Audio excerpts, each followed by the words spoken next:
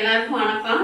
இன்னைக்கு வந்து நம்ம பீக்கங்காய் கடையில் செய்ய போகிறோம். அதுக்கு தேவையான பொருள் பீக்கங்காய் வந்து நம்ம கடையிறதுக்கு வந்து இந்த மாதிரி கொஞ்சம் பெரிய பீக்கங்காவாக தான் இருக்கணும்.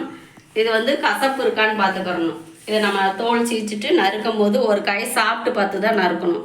இல்லைன்னா கசக்கும், எல்லா காயுமே கசந்துடும். நான் இந்த மாதிரி 2 பீக்கங்காய் வந்து தோல் சீக்கிட்டு நறுக்கி வச்சுருக்கிறேன். ஒரு தக்காளி, ஒரு 5-6 சின்ன வெங்காயம், ஒரு முழு பூண்டு, ஒரு 6 பச்சை மிளகா, மல்லி இலை, இதெல்லாம் நம்ம வேக வச்சுருவோம். பீக்கங்காய் போட்டுடலாம்.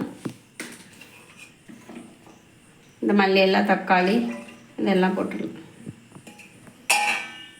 ஒரு டம்ளர் தண்ணி, கொஞ்சம் உப்பு போட்டு வேக வச்சிடலாம். சீக்கிரம் வந்துடும், ரொம்ப நேரம் டைம் ஆகாது. உப்பு, இந்த காய்க்கு தேவையான அளவு உப்பு, ஒரு மூடி போட்டு மூடி வச்சுருவோம்.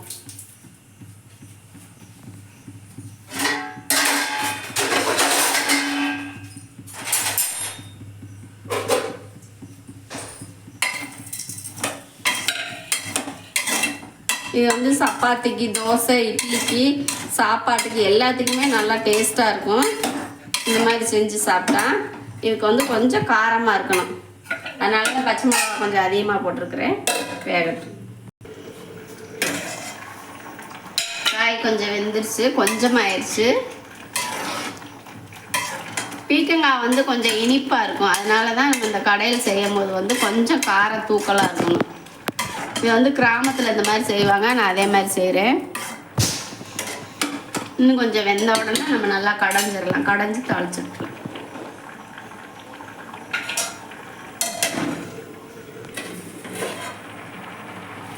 நல்லா வெந்துருச்சு காய்.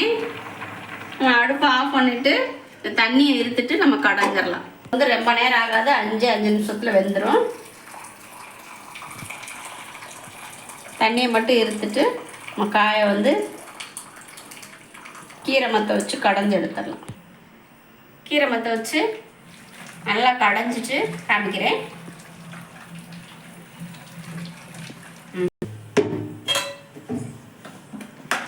பீக்கங்காய் வந்து இந்த அளவுக்கு கடைஞ்சிக்கிறோன்னா, ரொம்ப நைஸாக கடையக்கூடாது. தாளிச்சு விட்டுலாம். கொஞ்சம் எண்ணெய் ஊற்றிருக்கிறேன்.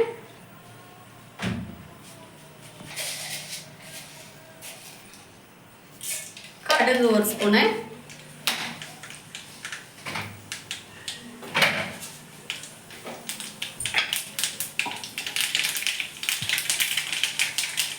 சின்ன வெங்காயம் தாளிக்கிறதுக்கு 2 காஞ்ச மிளகா, கருவேப்பிலை 2 கொத்து, ஜீரகம் 1 ஸ்பூன்.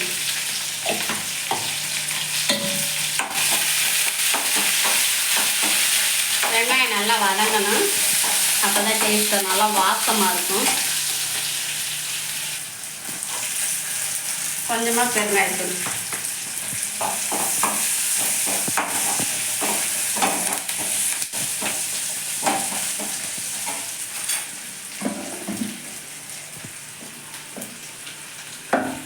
தண்ணி வேணும்னா நம்ம வேக வச்சு எடுத்து வச்சுருக்கிற தண்ணியே கொஞ்சம் ஊற்றிக்கலாம்.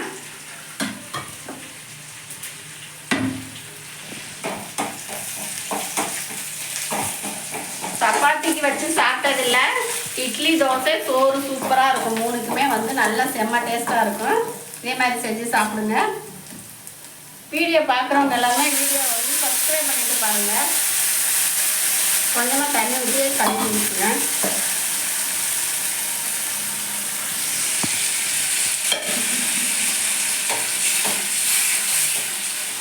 அவ்வளோதான், ரெடி ஆயிடுச்சு. உப்பு எல்லாமே செக் பண்ணி பார்த்துட்டு சேவ் பண்ணி காமிக்கிறேன்.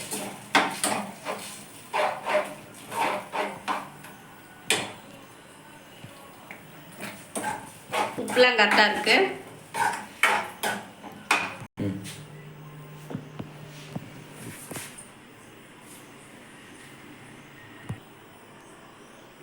கிராமத்து ஸ்டைலில் பீக்கங்காய் கடைகள் ரெடி ஆயிடுச்சு. இதே மாதிரி நீங்களும் செஞ்சு சாப்பிடுங்க. வீடியோ பிடிச்சிருந்தா லைக் பண்ணுங்கள், ஷேர் பண்ணுங்கள், சப்ஸ்கிரைப் பண்ணுங்கள், பெல் பட்டன் அழுத்துங்க. தேங்க்யூ.